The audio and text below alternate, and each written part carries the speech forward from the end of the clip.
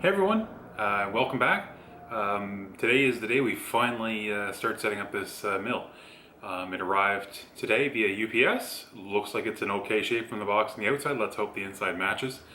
I've got it here on the table set up. So let's get to unboxing now. What I'll likely will do is I'll probably speed up some of this in the editing point because I'm sure it'll get a little boring watching me pull piece after piece out. So hopefully, I can make this video half interesting to watch because I'm going to be kind of doing it in real time. So I'll try to film the majority of it, speed up some parts, and this will probably take me more than a single night to go over as well. But hopefully, by the time this video is all done and edited, it'll be from box to a working mill. Let's fingers crossed that it all works out. Awesome. Let's try it out and see what happens.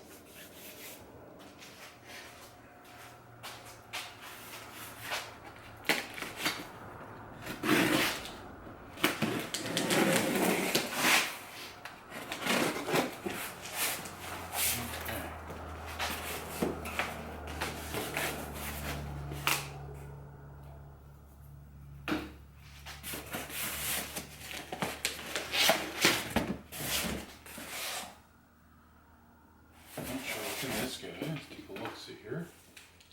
It's one of the few that isn't color coded. Okay, this is the extra bits and bobs here. So in this guy we've got all the mill pieces, the actual end mills that I ordered. I think I've got a starter kit. This one is the add-on pack, so upcut, downcut bits, 1/4 inch upcut, ball in an 1/8, and then a collet adjuster so I can actually get the 1/8 inch bits into the router. We've got the touch plate kit, got surfacing bit, pretty interesting, 1/4 inch surfacing bit. I'll use that to do the spoil boards here as home time comes. Very exciting stuff. Well, this is the mount for my router from Makita. The Makita 65mm mount. Oh, okay. So originally when I've been looking at it, they actually had the 65 diameter was laser etched on this.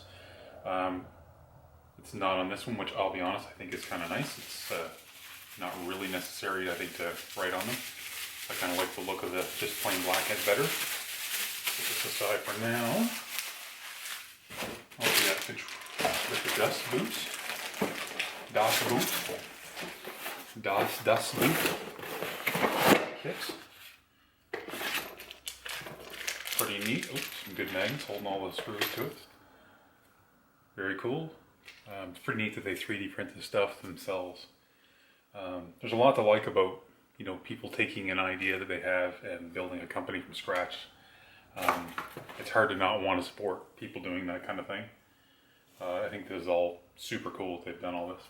I'll leave that to the end. I don't think I got to worry too much about dust without this thing assembled. So that as well will be set aside for now. Okay. Touch plate. And router mount for away.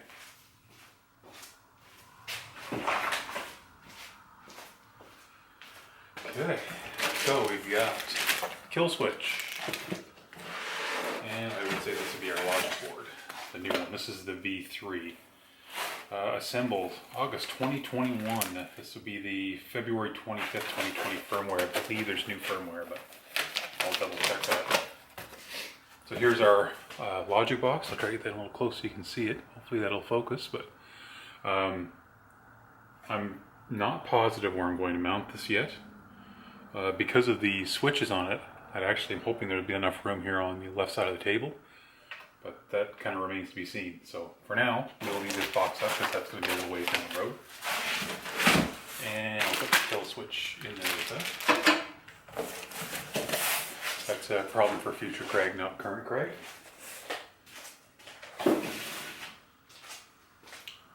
Okay, so we've got, everything is labeled, which is pretty nice. We've got Y-axis gantries, the X and Z, or Z if you're in the United States. Gantry assembly version 4. Wow, this is really solid. Just one little box is surprisingly heavy.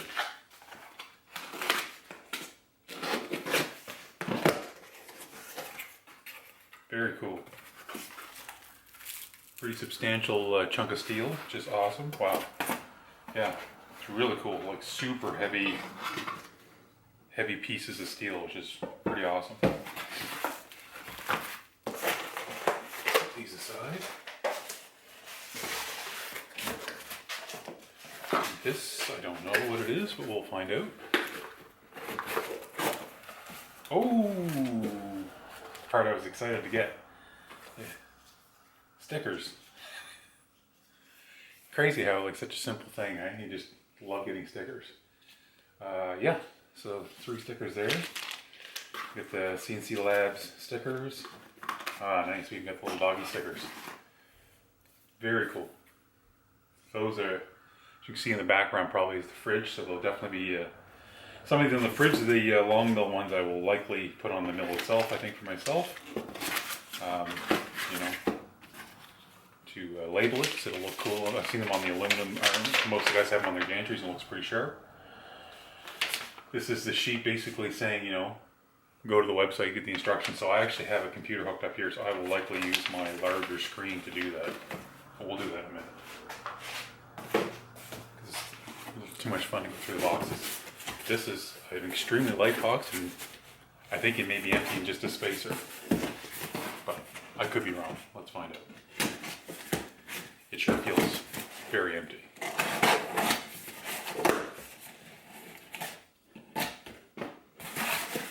Okay, it is empty. So this is, we're going to say this is a box of Ontario Air.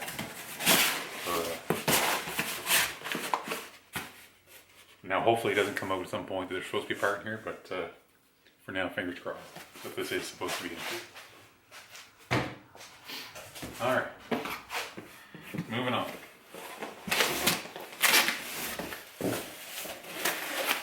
Another big guy here. Oh, it's all the servos. Yeah.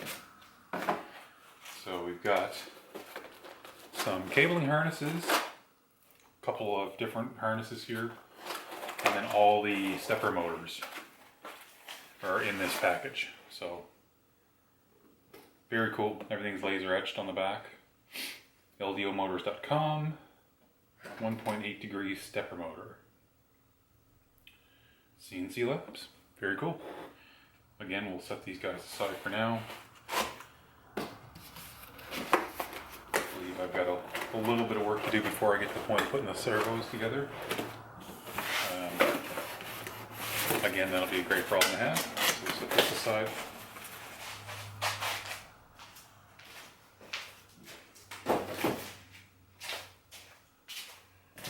Okay. Green dude.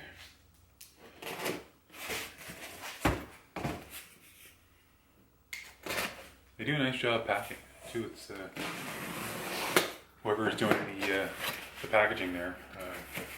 People do appreciate when you take the extra time and pack things nicely. We really do. Especially you know, people buying stuff from Amazon, you get used to some ridiculous packaging all the time. I'm guessing the empty box is for cardboard, so we'll say that, but it's the whole packaging material. Okay, what do we got here? 4-shoulder bracket, a drag chain. So here is all of the gantry brackets, which again, all 3D printed, that they 3D print themselves, which is very cool. They're all seem to be labeled, which is pretty nice too. Back left. Can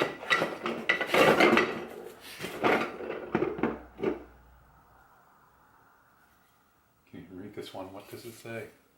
The way the lines go, back right. The way the lines go actually makes it almost a little harder to read than you think. Okay.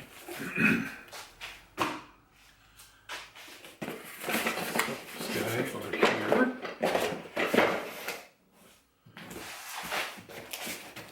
Next long one.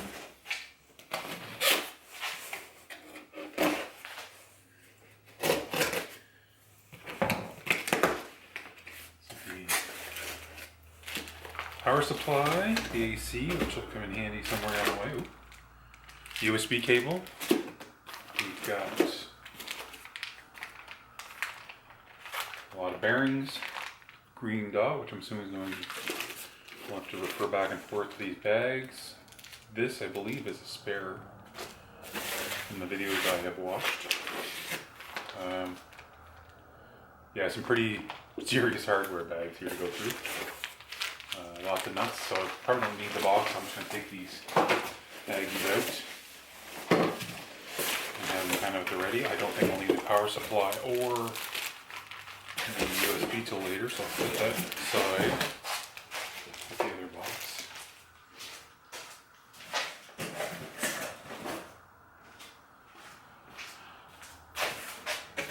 And green bag, this over here too. One more empty box. And this will be my rails, I'm guessing by the weight. Oh boy.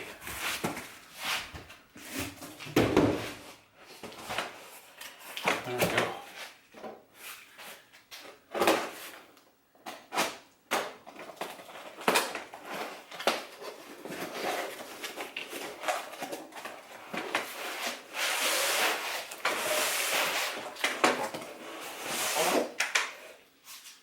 Okay.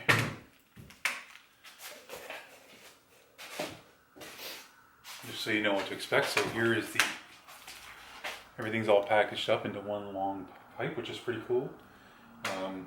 Again, yeah, kudos to the guy doing the packing. We appreciate you, or gal. Should say, it was pretty stupid of me to say guy. I worked in shipping and receiving most of my life, and it was pretty much quite a mixture of folk that did it, so.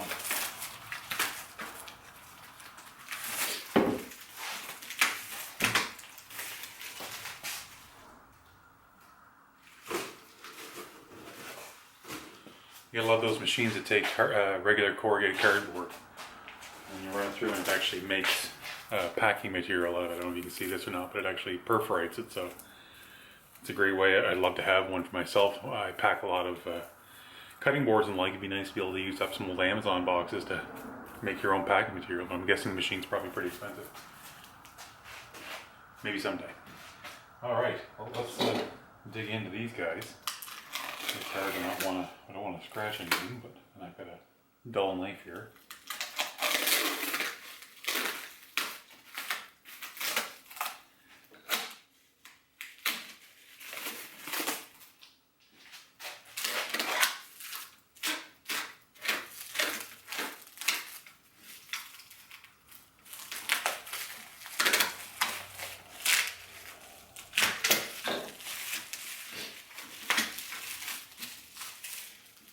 Okay, there's our threaded rod, which feels pretty cool, gotta admit. Put that aside. Very neat. That's very cool.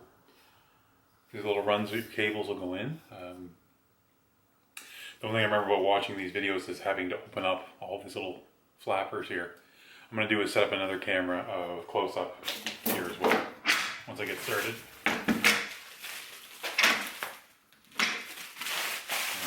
A lot more merge.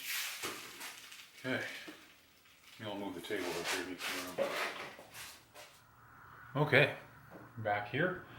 So yeah, we're looking at the packaging here. So we'll go into this guy first. I've got the instructions up on the screen. We need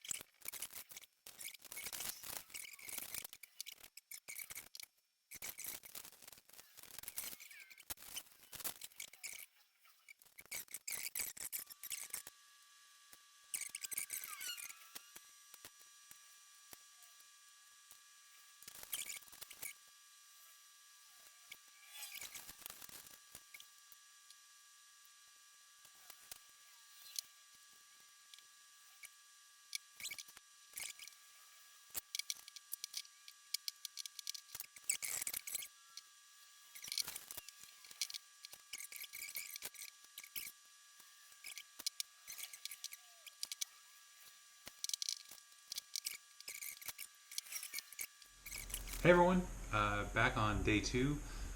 It seems my camera had died while I was filming last night, so I did the stop motion or the time lapse as long as I could, and then at one point I looked over and I was kind of engrossed in what I was doing.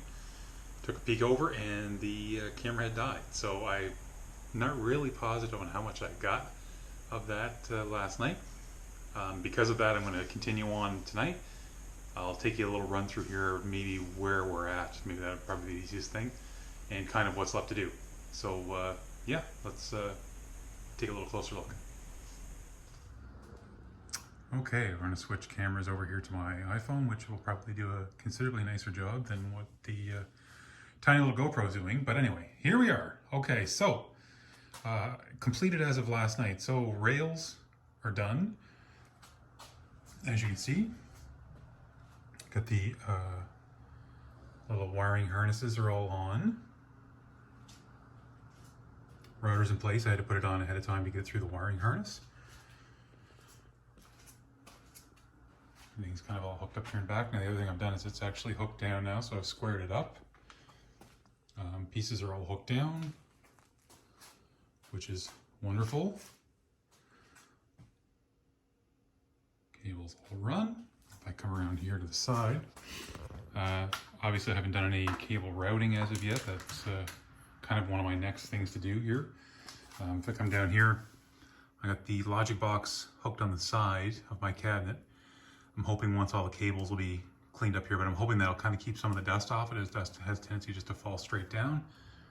The kill switch here, I'm going to inset it and mount it in this little gap, which I had intended. So on this side I'll have the switch that'll run the vacuum. This side I'll have the kill switch for that. I'll probably actually set it in a little bit just to make sure I don't keep knocking it with my leg or something of the sort. Just to be on the safe side. What else? Yeah, so we've got everything hooked up now. The only thing I've got to do all the cable management at this point. So I'm going to drill some holes here in back, down in this area here. Drill some holes so I can actually drop these cables through the table, go underneath the table, over to the logic box and try and make the cleanest job as I can. I'll do the same on the other side, and that'll just, I think will make it a lot cleaner. So yeah, so we're actually, I've actually got the G-Sender software up and running. So if I get my mouse here, which is tangled up, so I can actually, we are live, ladies and germs. So we can run the main controls. Now I haven't done any as far as the setting it up to its limit points and all that sort of thing. I've got mostly a lot of software left at this point to set up. Yeah, so that's kind of where we're at. I've still got some little bits and bobs. Sorry about the messy shop. It's like when you're building something. So I've still got to set up this touch plate.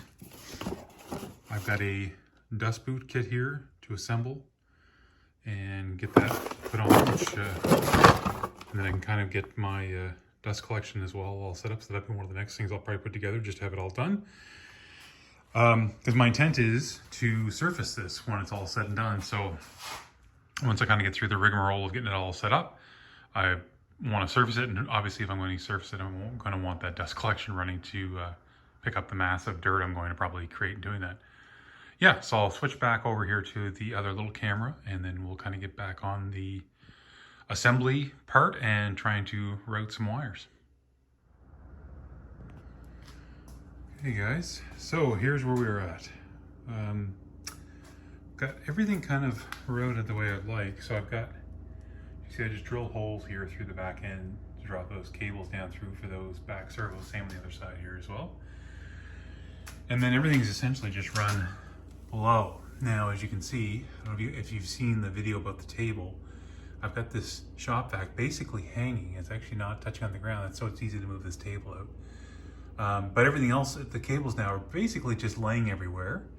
I got a big spool here on the floor, the power supply.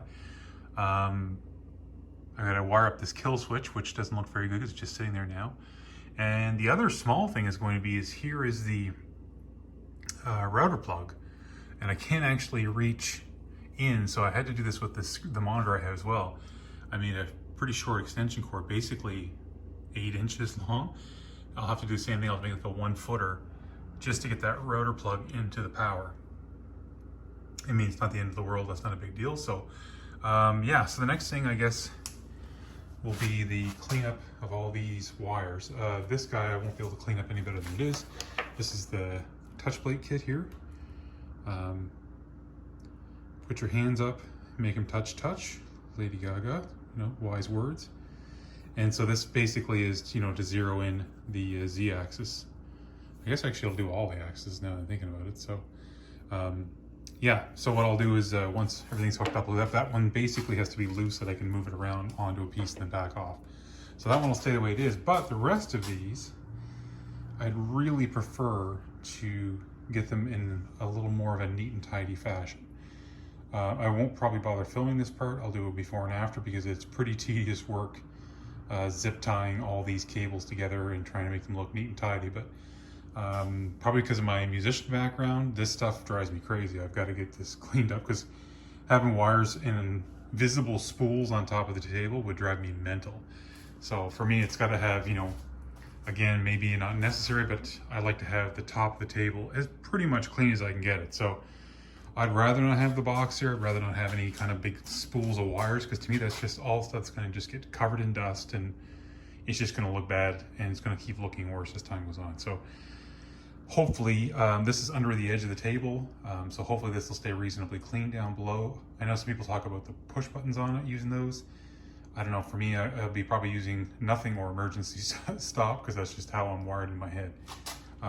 Yeah, so we'll probably pause here and I'll come back to hopefully a finished product and you know, we'll elapse an hour of time of me zip tying wires together and trying to hook them up underneath with some kind of clips. Okay, so here's our cable management. It still doesn't look as clean, but I think honestly this is about as good as it's going to get. So we've got the box here. I'll get this, I've got to make a cable for that guy. So I've got kind of these guys coming off, grouped up and cleaned up. And then everything else, I've basically tied it off here to this little back underneath. So all the stuff is about as tucked in as I can get it. Power supply I've got tied on. Again, I'm trying to keep everything off the ground so when I move this table, everything kind of goes along with it. The probe wire is always going to look messy. I think it's just one of those things. But it has to be, you know, movable enough that I can put it out and mark stuff as I need to. But everything's zip tied up. Got a little bit of cleaning to do here, but some sawdust that I made. But yeah, she's coming along. Now I get the table level and then hopefully we'll start making something.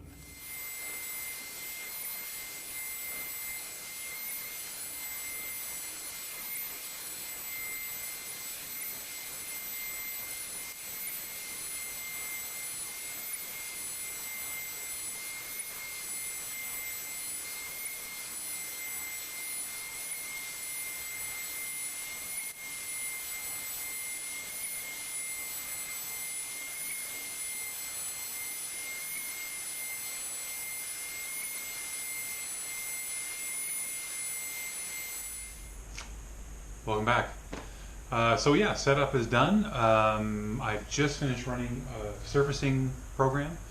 It takes about 1 millimeter off and tries to basically level the table to the actual mill. I'm probably going to do another couple of times, but it looks at least one more time. It takes about a half an hour pop.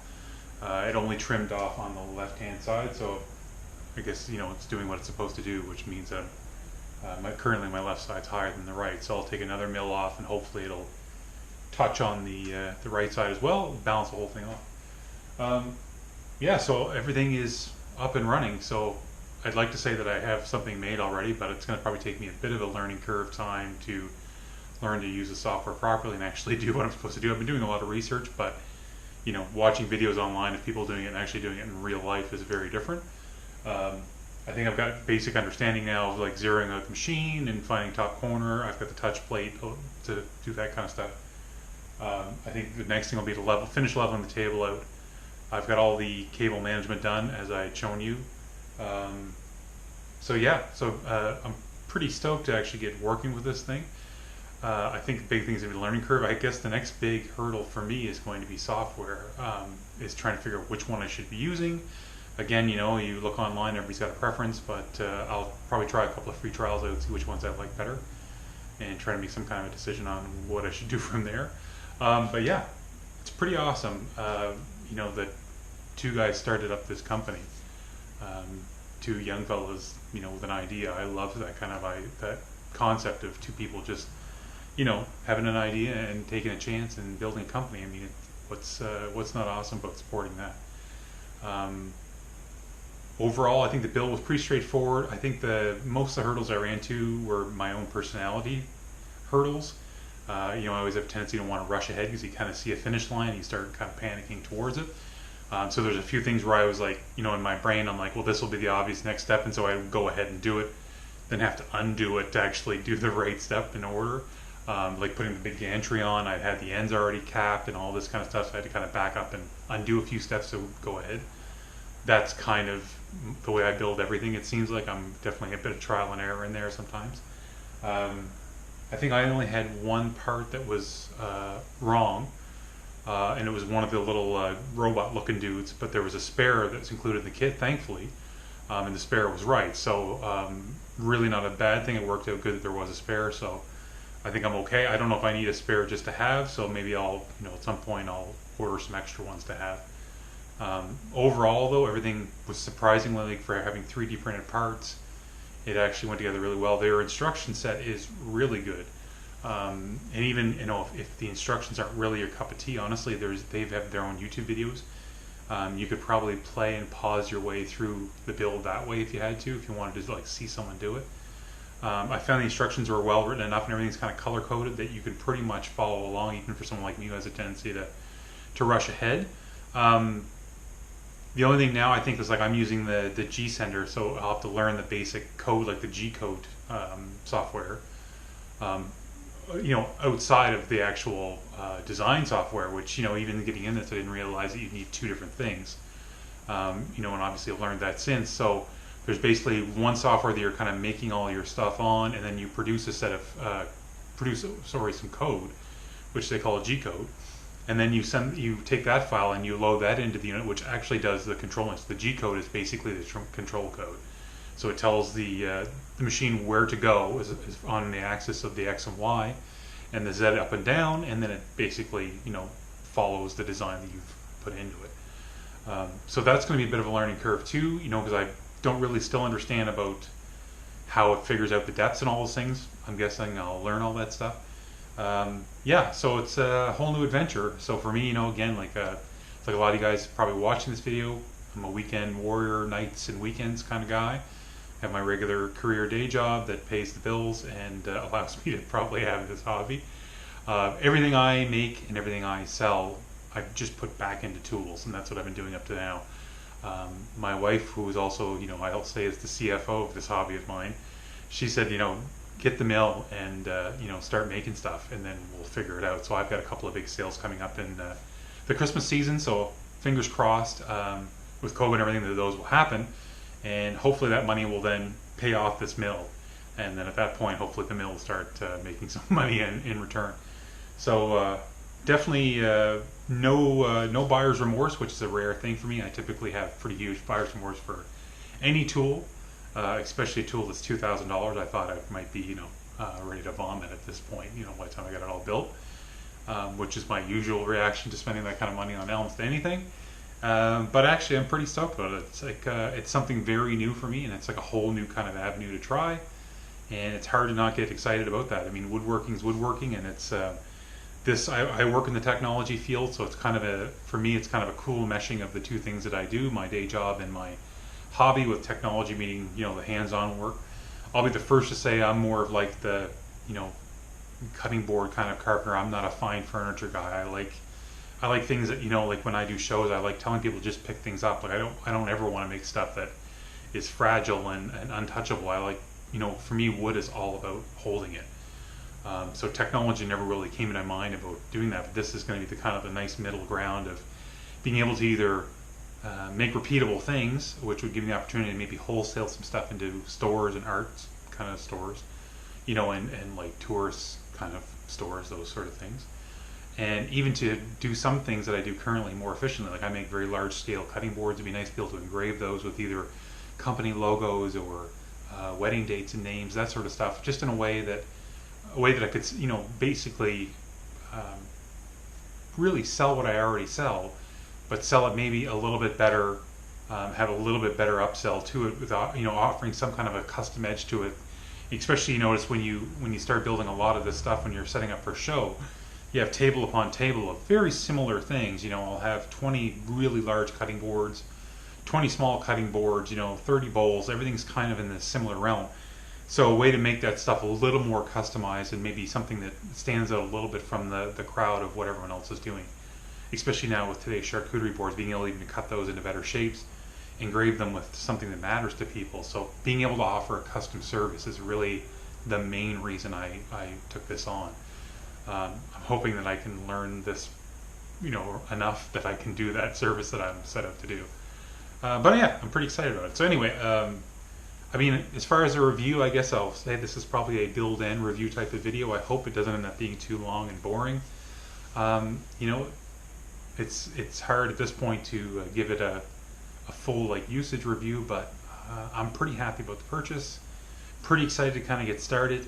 The people that own this mill Facebook group that have already joined up, and it seems like the community of people doing it are really good too.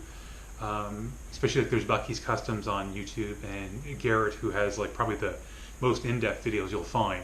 I think if you look up LongMill, he's the first guy that'll come up, and he's got absolutely every video you could ever imagine about this mill, the real details of it. He's got some really good videos about making a business out of doing CNC work. He came from professional level CNC, so he could probably answer almost any question you've thought of.